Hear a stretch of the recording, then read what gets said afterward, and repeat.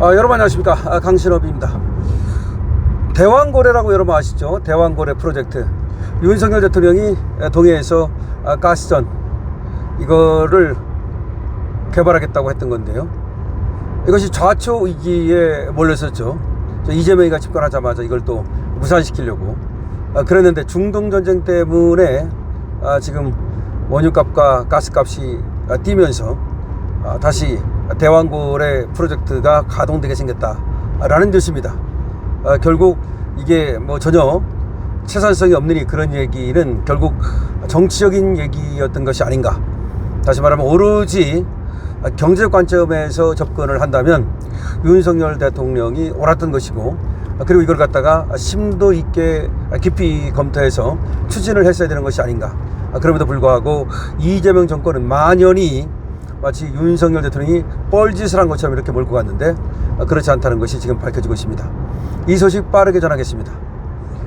한때 좌초 위기에 몰렸던 동해 심해 가스전 개발 사업이 세계적 에너지 기업인 영국 브리티시 페트롤리엄을 새 파트너로 맞아서 재추진된다는 소식입니다. 영국의 브리티시 페트롤리엄이라고 하는 새 파트너와 함께 동해 가스전 심해 가스전 개발 사업을 추진한다는 소식입니다. 1차 시추 실패와 정권 교체 이후 정치권 공방 속에 표류하던 이른바 대왕고래 프로젝트가 중동발 에너지 위기를 계기로 극적으로 되살아났다는 평가가 나오고 있습니다.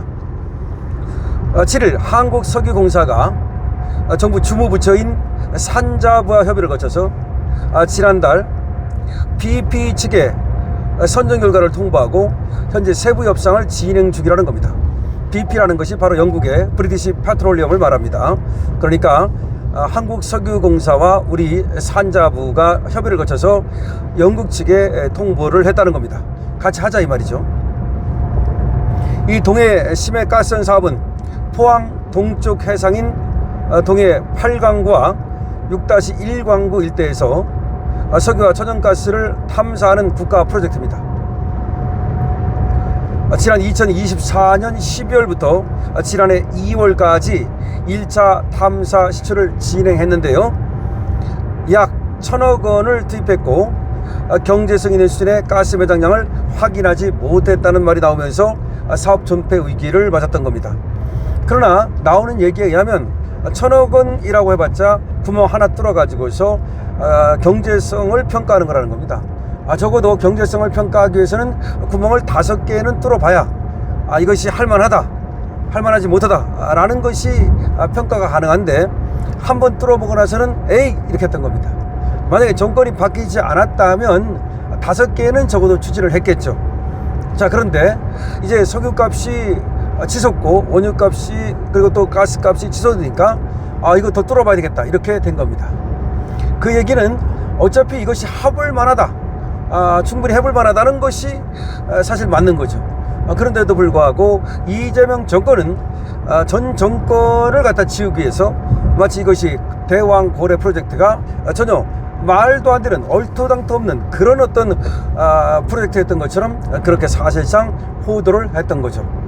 그래서 만약에 말이죠, 이것이 또 뚫어봐가지고 경제성이 인정된다든지 하면은 아마 이재명 정권은 이재명의 공으로 그걸 갖다가 이제 또 탈바꿈 시키려고 할 것으로 생각이 됩니다. 그러나 어림없는 소리죠. 대왕고래 프로젝트는 누가 뭐래도 윤석열의 계획이고 시도라고 봐야 되겠죠. 석유공사는 2차 탐사 시추부터 해외 사업 파트너를 찾기 위해서 국제 입찰 절차를 진행했고요.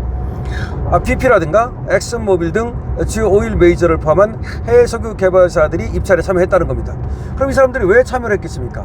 그래도 가능성이 있기 때문에 엑슨모빌이라든지 BP라든지 이런 업체가 참여를 했다고 봐야 되겠죠.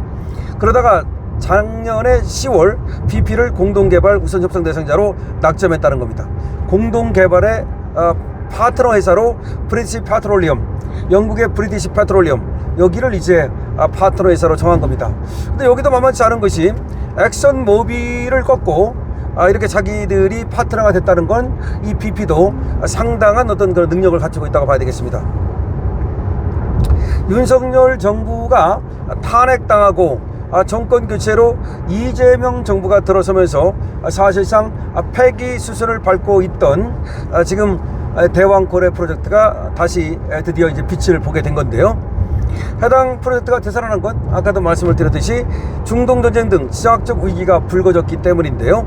호르무즈 해협이 닫힌 뒤에 에너지 안보가 국가적 생존 과제가 되면서 우리도 가스든 원유든 생산 국가가 돼야 되겠다는 것이 그만큼 소중한 거죠. 돈 문제가 아니라는 거죠. 이게 안보 문제라는 거죠. 다시 말해서 지금 가스라든지 원유라든지 이런 건 경제 문제일 뿐만 아니라 돈을 떠나서 안보 문제로 격상되고 있습니다.